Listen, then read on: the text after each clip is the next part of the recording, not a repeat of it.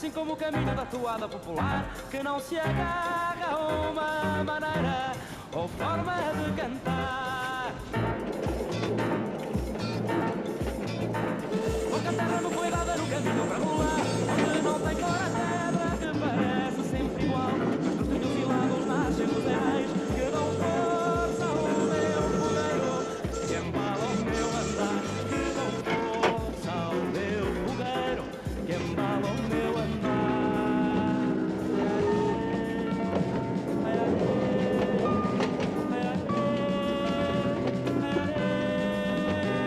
Tantas vezes que rolei neste trilho sem ter fim, onde apenas tinha o verde e o azul para mirar. O verde era do rio, o azul era do sol, que tinha os tons da lua cheia quando chapinha no mar. Era a lua que brilhava na noite de pouca terra e me dizia então só para o vapor desta guerra, que assim como tu rolas como quem não quer parar, segue a vida e vai-se a morte da toada popular. Segue a vida e vai-se a morte da toada popular.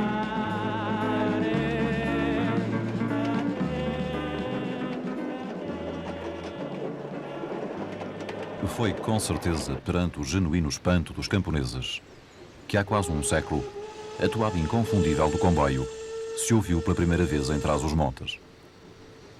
Era o progresso que se aproximava a todo o vapor sobre carris estreitos de 1 metro, por força do carvão e da vontade dos homens. Porque atrelada a cada máquina vinha a possibilidade de romper as distâncias que já então separavam o resto do mundo, de uma terra que até aí só conhecera o ranger ancestral dos carros de bois. Ali corria uma promessa de futuro. A civilização feita máquina, gesto, fogo, velocidade. A primeira linha férrea de Trás-os-Montes começou a ser construída em 1884, subindo o vale do Rio Tua, e pertencia à Companhia Nacional dos Caminhos de Ferro. O troço de linha inicial unia o Vale do Douro a Mirandela, numa extensão de 55 km. A obra, que na altura custou para cima de 1000 contos, foi executada em 3 anos, sob o forte impulso do Partido Progressista de então. A inauguração solene fez-se em setembro de 1887. A presença do rei Dom Carlos e de Dona Maria Pia marcou esta conquista do progresso. O caricaturista Rafael Bordal Pinheiro, que acompanhou a viagem inaugural, retratou com ironia o entusiasmo popular que rodeou a chegada do comboio. Para o transporte da família real, na inauguração de toda a linha até Bragança, fez a empresa ferroviária construir, alguns anos mais tarde, uma carruagem-salão especial, dotada de todas as comodidades necessárias às suas majestades e altezas reais. É esta carruagem que ainda hoje se conserva carinhosamente e em estado de rolar numa das secções do Museu Ferroviário. O homem que chamou a si a responsabilidade de preservar esta preciosidade compreende mal que agora se pensa em encerrar a linha que ela ajudou a inaugurar. Porquê, realmente? 1887. Nessa altura o delírio era indescritível. E eu lembro-me mais até do que se passou em Bragança, quando o comboio chegou a Bragança, uns 15 anos depois, em que 30 mil pessoas estavam à espera do comboio, bandas de música, foguetes, tudo havia aqui.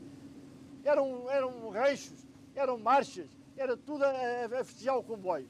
E agora, pouco há e muito desejo há em que o comboio acabe. Porquê? Os motivos pelos quais hoje se fala do encerramento da maior parte das linhas de via estreita também são encarados com compreensível amargura por muitos antigos ferroviários. Bernardino Marques da Silva tem 89 anos e foi maquinista. Começou a trabalhar na Companhia Nacional em 1920. Meu serviço era muito diferente, porque trabalhava-se mais e ganhava-se pouco. São memórias de uma vida inteira, agarrada aos comandos de muitas locomotivas a vapor. Naquele tempo não havia autocarros nem caminhonetes de carreira como há hoje. O cunho de ferro é que transportava toda a gente. Nunca houve falta de movimento, a não ser depois que a CP tomou conta. Porque começaram com burocracias sobre fornecimentos de materiais e depois começaram a espantar as mercadorias e depois os passageiros. António Manuel Ferreira foi toda a vida servente. Foram 39 anos, passados a limpar carruagens. Hoje não vejo limpeza nenhuma. Como vai para qualquer lado, os vidros, todos foscos, não se vê nada lá para fora, para o campo. O caminho de ferro chegou muito tarde a Portugal. Já toda a Europa andava de comboio quando, em 1856, e numa viagem cheia de imprevistos, foi inaugurada a primeira ligação ferroviária até ao Carregado. Depois destes demorados 36 quilómetros iniciais, contudo, os caminhos de ferro depressa se espalharam por todo o país. É assim que, em 1930, com uma rede de 3.500 quilómetros, Portugal já se pode considerar bem servido em comboios. Da década de 30 e até aos nossos dias, porém, a rede ferroviária portuguesa pouco aumentou. A qualidade do serviço degradou-se muito. É por isso, e face aos prejuízos acumulados pela CP, que hoje se estuda muito seriamente a possibilidade de encerramento, ou pelo menos de acentuada diminuição do serviço, de 16 linhas ou troços de linha de reduzido tráfego. O caminho de ferro ficaria reduzido no norte dos troços Valença-Monção, Guimarães-Faf, Laundos-Lousado, Cernada do Voga-Viseu e Figueira da Foz-Pampilhosa, e das linhas do Dão, do Tâmega, do Corgo, do Tua e do Sabor.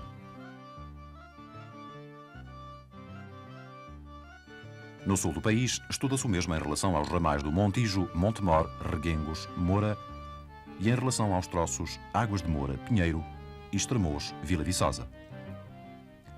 A CP nunca afirma desta forma categórica que vai ou não fechar linhas, mas a CP manteria com gosto todas estas linhas abertas, desde que alguém que não ela, e nomeadamente as autarquias, pague os respectivos prejuízos. Na sequência do diploma que pretende reestruturar os caminhos de ferro portugueses, foram já iniciados os estudos de viabilização económica e de rentabilidade económica de certas linhas e troços de linha, os quais estarão concluídos os primeiros ainda durante o segundo semestre deste ano e os restantes no primeiro e segundo semestre do ano que vem. Após o que se iniciarão os contactos com as autarquias locais, com vista à comparticipação do poder local no custeio dessas mesmas linhas que seja impossível de sustentar por parte dos caminhos de ferro portugueses. Trás-os-Montes. Léguas e léguas de chão raivoso, eriçado, queimado por um sol de fogo ou por um frio de neve.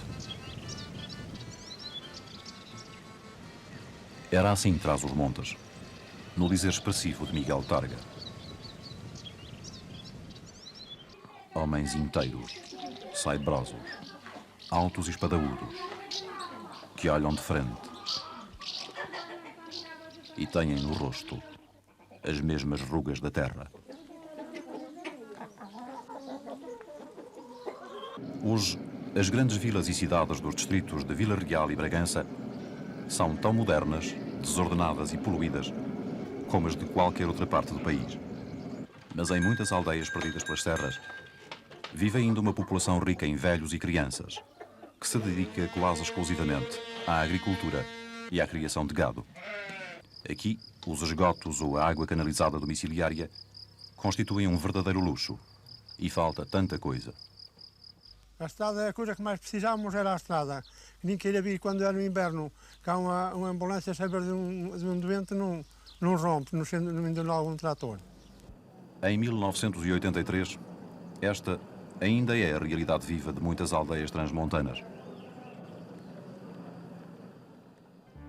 Trás-os-Montes é justamente uma das regiões que mais podem ser prejudicadas com o eventual encerramento ou redução de serviço das linhas do Tâmega, Corgo, Tua e Sabor, as únicas que cruzam o seu interior. Todas estas ligações são extremamente deficitárias. Prevê-se que em 1983, e só por si, a exploração destas 4 linhas vai causar à CP um prejuízo superior a 600 mil contos. Bom, pois eu tenho de lhe dizer, não posso falar em nome das outras, não tenho nenhuma delegação para isso, mas quero lhe dizer que em relação à autarquia de Bragança, pois reagiremos com toda a força que pudermos para impedir que isso aconteça alguma vez. Parece evidente que ninguém quer assumir o custo público e político de uma decisão de encerramento. Do lado da CP há uma preocupação de gestão. Do lado das autarquias, é evidente que as preocupações dos eleitos não são alheias ao facto do seu mandato depender dos votos da população, que também utiliza os comboios. É aqui, junto à foz do rio Tua, na margem norte do Douro e nesta estação, que se cruza a linha férrea de Via Larga com os carris estreitos da mais antiga e mais extensa ferrovia do interior de Trás-os-Montes. É a chamada linha do Tua, que ao longo de 133 quilómetros, com 37 estações, apiadeiros e paragens, une o Val do Douro a Mirandela, Macedo de Cavaleiros e a Bragança, onde tem o seu términus. Desde o princípio deste século, que toda a povoação do Tua se desenvolveu quase exclusivamente à volta da estação. É onde aqui no Tua é uma terra onde existe ferroviárias, isto sem estação, o seu caminho de ferro vai se acabar, é uma terra que fica nula. Bernardino Marcos trabalhou aqui durante 46 anos. Era o chefe da estação. Hoje é um homem descrente, que assistiu ao declínio do caminho de ferro local. Isto foi em 1962, desde que caiu uma pedra nas Fragas Más e destruiu a ponte. Se não destruiu, danificou. Mais tarde andou-se no estudo da nova ponte, 4 meses, à volta de 4 meses. Depois de corrido este tempo é que se fez a nova ponte de cimento para passagem de material e mercadorias.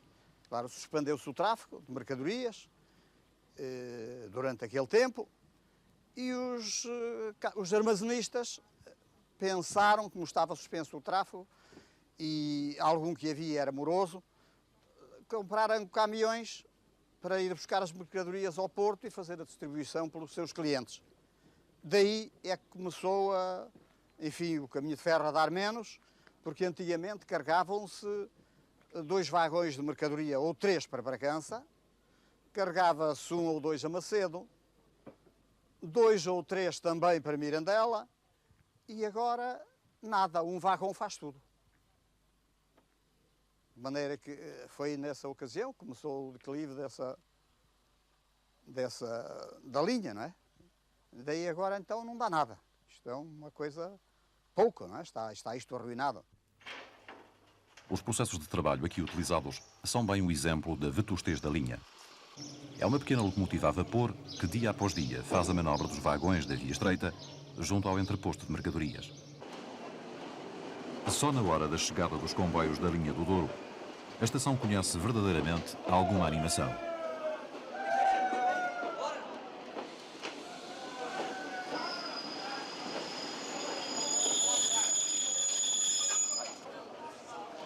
Nessa altura, são as correrias para apanhar um lugar sentado.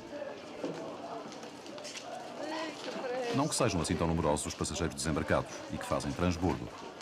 O número de carruagens de cada comboio da linha do Tua é que nem sempre é suficiente para todos.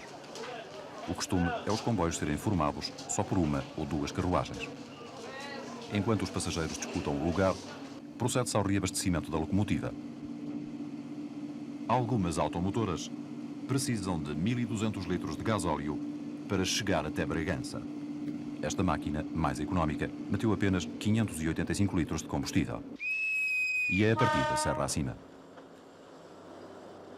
Todos os dias, saem daqui da estação do Tua 12 composições.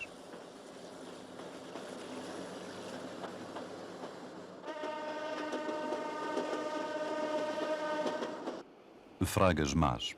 O nome diz tudo das dificuldades que o homem teve de vencer para abrir ao caminho de ferro estas vertentes inacessíveis. Lá embaixo corre o rio, calmo só no verão, rápido e tormentoso no inverno. Rio que o comboio vai subindo por quilómetros de curvas, por entre escarpas. Passam apiadeiros outrora construídos no meio de coisa nenhuma e hoje praticamente abandonados.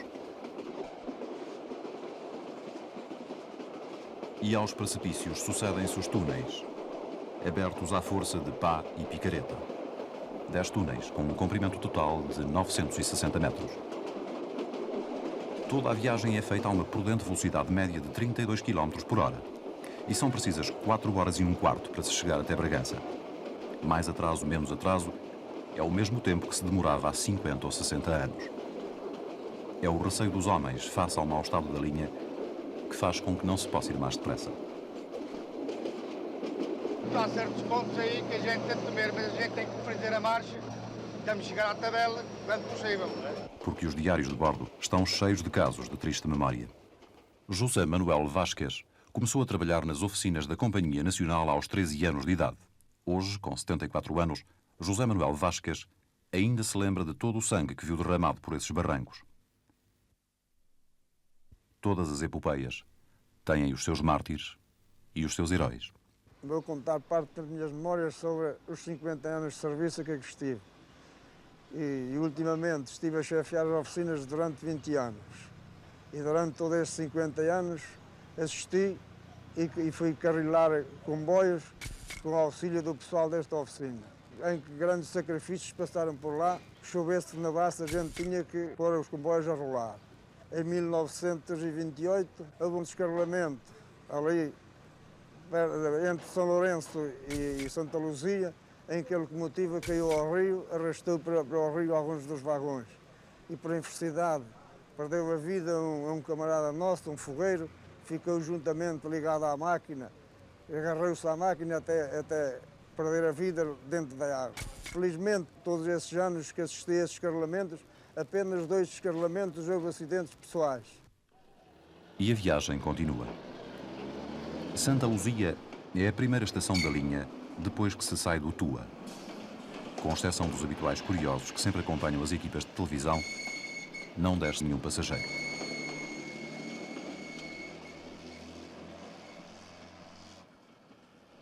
Não há muito movimento por aqui. A estação vende uma média de 7 bilhetes por dia. A principal tarefa do fator da CP aqui destacado é a de assegurar os cruzamentos dos comboios. Por isso, há muitas alturas em que subeja o tempo.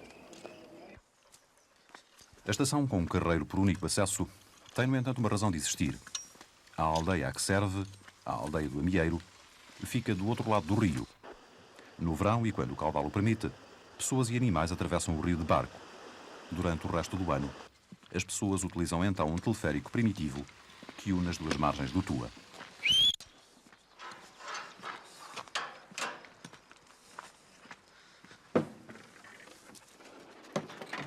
Ora, muito boa tarde. Boas tardes. Ora, a senhora é capaz de me dizer, ainda se usa muito o teleférico aqui assim para atravessar o rio? Muito, porque vem para transporte aqui do comboio, para o Tua, para Mirandara, para todo lado, não é? O meio de transporte praticamente é este do caminho de ferro. E normalmente para os terrenos que têm por aí também. O comboio ainda faz aqui assim muita falta aqui mas muita. Isso nem se escute. Se acabam essas duas linhas paralelas, isso acaba tudo. Porque aqui não há muito transporte a não ser este. Caminhonetas não há. A estrada chega aqui e volta para trás, não tem seguimento. Se não fosse aqui o telesférico e o barco, mas o barco só é utilizado quando o rio vai, como está mais ou menos, daí para baixo. Quando vai grande não se pode. Não se pode, é impossível. E se não fosse o comboio, então o Amieiro está no buraco, mais no buraco ficava. Agora se não fosse isto, estávamos perdidos, então por onde é que havíamos de fazer? Se nos cortassem aqui, então para que é que levantaram aqui o telesférico? Até havia aqui uma corda que antigamente o correio vinha por aqui, pelo comboio. Agora já vêm os carteiros nas motorizadas e havia aqui um cabo de aço ou de arame, uma corda de arame, com uma argola e passavam a mala do correio para lá. E muitas pessoas sujeitavam-se com as necessidades que tinham de passar para lá, sujeitavam-se naquela corda. E era assim, se não fosse agora isto... Costa! Ei. Pronto. O Amieiro é uma daquelas aldeias transmontanas tradicionais em que as galinhas ainda não perderam o direito de passear pelo meio da rua, por serem raros os automóveis. A vila mais próxima é o Alijó, a 14 km. O comboio ainda é um meio de transporte muito utilizado e na terra existem muitos ferroviários. Por isso a população local não vê com bons olhos a supressão de qualquer serviço ferroviário. E então, faz assim tanta diferença a falta do caminho de ferro? Pois faz muita diferença. Porquê? Por isto, eu ando mais de graça no caminho de ferro que ando na estrada. Aí anda de graça. Oi. Aqui e ao longo de décadas, a vida estava ligada ao caminho de ferro, desde que se nascia até que se morria.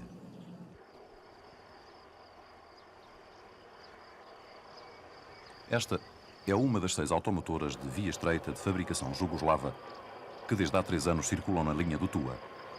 Apesar de relativamente recentes, estas automotoras são muito pouco apreciadas pelos seus utilizadores. Chamam-lhes depreciativamente chepas e dizem que elas são boas para mulheres grávidas, pelas constantes avarias e excessivos balanços que dão em andamento.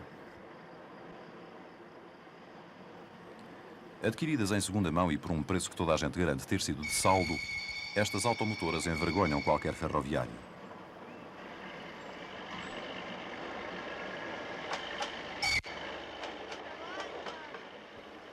A única alternativa a estas automotoras são os comboios formados por locomotivas diesel e pelas 8 carruagens que também prestam serviço na linha do Tua.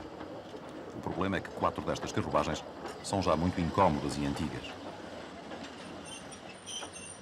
Em segunda classe, por exemplo, os bancos são de pau. Também não admira. Estas carruagens foram construídas em 1905. Este tipo de carruagens, finalmente, que encontramos paradas no Porto, na estação da Trindade, constitui o sonho de todos os ferroviários da linha do Tua.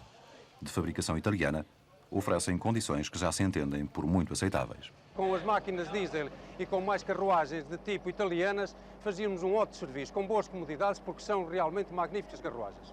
De quando é que são essas carruagens italianas? De 1930. Se em termos de progresso ferroviário em Trás-os-Montes, 1930 ainda é uma meta, a que se deve este ato?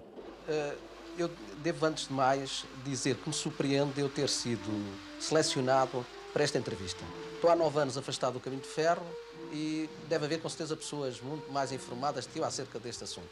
Por outro lado, também não me surpreende a pergunta, porque acho que não tem relevância neste momento. O que interessa é realmente enfrentar os problemas do país e em particular, do caminho de ferro. Por favor, responda à pergunta. A pergunta não é negativa, porque não se pode atribuir a uma pessoa as dificuldades em todos os setores de uma nação. Portanto, se há qualquer responsabilidade, é uma responsabilidade muito repartida. O regime anterior, nos últimos tempos, até teve uma atitude bastante aberta e bastante compreensiva das dificuldades e das necessidades do caminho de ferro. O que sucedeu é que houve uma ideia errada acerca do que era necessário fazer para atualizar o caminho de ferro durante muito tempo. Isso não se deu só em Portugal, deu-se noutros países. O que é que os outros países europeus tiveram a infelicidade, mas que redundou no aspecto positivo, de verem as suas infraestruturas destruídas e haver uma necessidade de uma remodelação profunda. Até 1958, o que é que existia em Portugal? E que se prolongou até mesmo 1968, princípio do terceiro plano de fomento. Houve a ideia do caminho de ferro. As infraestruturas eram eternas, que não necessitavam de ser renovadas e atualizadas porque duravam. E como o país vivia num regime de prioridades económicas, o investimento na infraestrutura de caminho de ferro, estações, via, etc., foi menosprezado, ou por outra foi posto um pouco à margem. Hoje está fora de dúvida que o atraso existe, distingue-se a olho nu. A única questão que se põe é a de se saber claramente se os serviços que o comboio presta ainda justificam a sua existência ou se já não. Os mais enérgicos defensores do comboio são naturalmente trabalhadores ferroviários. Nos dias de inverno somos o bode expiatório dos transportes. Ainda no passado inverno tivemos aqui um dia que só por uma circulação apareceram cerca de 400 passageiros, porque as estradas estavam intransitáveis. E esta aglomeração de passageiros, pois podia-se quase manter durante o ano todo, não com esses números, mas uma aproximação. Porque se os transportes do caminho de ferro fossem realmente como devia ser. 600 mil passageiros utilizaram no ano passado os comboios da linha do Tua. O que é que pensa destas condições de viagem? Essas são boas, porque nós não temos outra alternativa para poder ir para onde vamos. Se não tivesse comboio, como é que vinha? Vinha por aí a pé.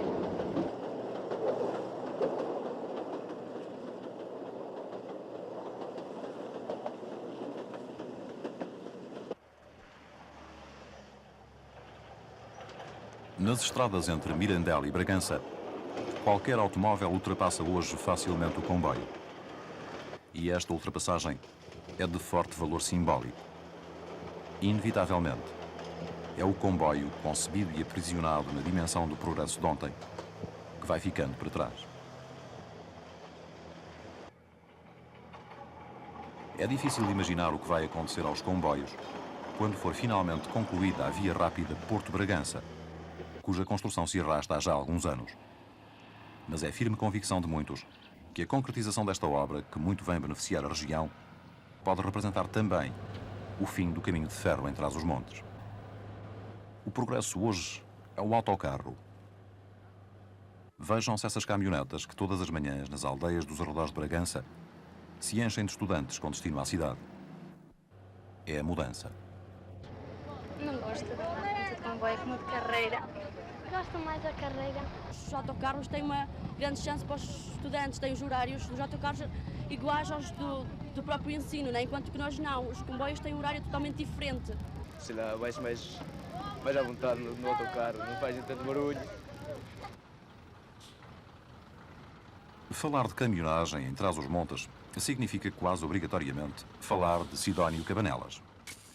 O fundador da família foi Joaquim Vieira Cabanelas, que era o modesto proprietário de uma diligência nos arredores de Guimarães. Ao longo de gerações, o negócio manteve-se sempre na família, que foi das primeiras a substituir a mala posta pelo automóvel. Isto foi em 1907 e foi uma aventura. Sidónio Cabanelas, o chefe da família nos nossos dias, é o protótipo do industrial nortenho que começou do nada e que hoje é um homem de negócios realizado. Começou a trabalhar com o pai quando tinha 12 anos de idade e não tem pejo nenhum em afirmar que conduziu muito autocarro e deu no duro antes de chegar onde chegou. Há 23 anos empenhou-se até às orelhas para comprar 10 autocarros velhos e a concessão de exploração das carreiras de Mursa e de Alijó. Ao princípio diz que não ganhava para as despesas. Mas depois de ter revolucionado o funcionamento das empresas que adquiriu, foi só seguir sempre em frente, pelos caminhos do sucesso. Hoje, orgulhoso proprietário de uma frota de 160 autocarros, Sidónio Cabanelas já só conduz o seu próprio automóvel. Tem mais de 300 empregados ao seu serviço e faz para cima de 1000 contos de receitas brutas por dia. E nós começamos a desenvolver, começamos a servir tudo aquilo que não tinha transporte. Hoje há poucas aldeias aí dos concelhos dos dois distritos, Vila Real e Bragança, onde nós não estejamos instalados. Isso foi conseguido graças a muito trabalho, mas também graças a muitas influências. Como é que o senhor conseguiu mover essas influências todas? Influências não, quer dizer, nós atravessávamos um tempo difícil, porque em Lisboa não davam concessões que fossem paralelas ao caminho de ferro, que concorressem com o caminho de ferro, havia dificuldades. Quando eu tomei conta aqui em Vila Real, em 62, só havia uma caminhonete que ia para o Porto hoje e outra que vinha do Porto para cá. Para convencer Lisboa de que havia necessidade destas pessoas ter possibilidade de ir ao Porto e vir no mesmo dia, porque para ir a um hospital ou para ir a qualquer coisa, tinham de ir num dia e vir no outro. Isto foi muito difícil, tivemos que convencer as pessoas. Tivemos aí uma pessoa amiga que nos ajudou muito, defendendo os interesses da terra, que foi o Sr. General Aníbal Vaz, que vive em Lisboa, mas é daqui oriundo, que nos ajudou imenso e nós conseguimos vencer essa luta. Aliás, fomos, talvez, da primeira empresa que desbloqueou isso. Haverá certamente quem veja neste homem o símbolo de um confronto entre os setores público e privado, mas não parece ser um dado adquirido que esse confronto ou as suas implicações políticas sejam as preocupações dominantes de quem tem de apanhar todos os dias o comboio ou a caminhoneta.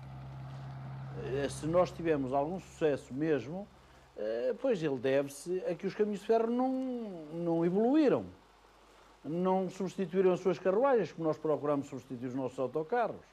Se nós quiséssemos hoje continuar a ter aí ao serviço os autocarros com que iniciamos, pois não tínhamos passageiros, os passageiros fugiam.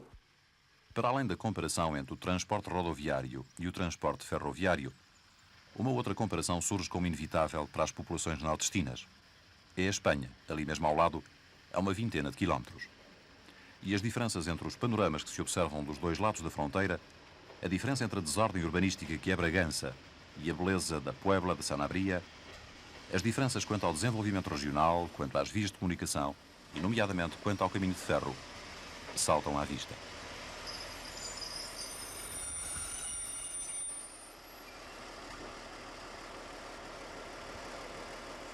Em termos de caminhos de ferro, continuamos com a mesma linha reduzida, que liga Bragança a Altua em 4 horas, repare, 4 horas, para cobrir 134 km, enquanto que da Puebla a Madrid, que são 400 km, nós gastamos apenas no Sud Expresso 3 horas e 45 minutos. Isto diz alguma coisa.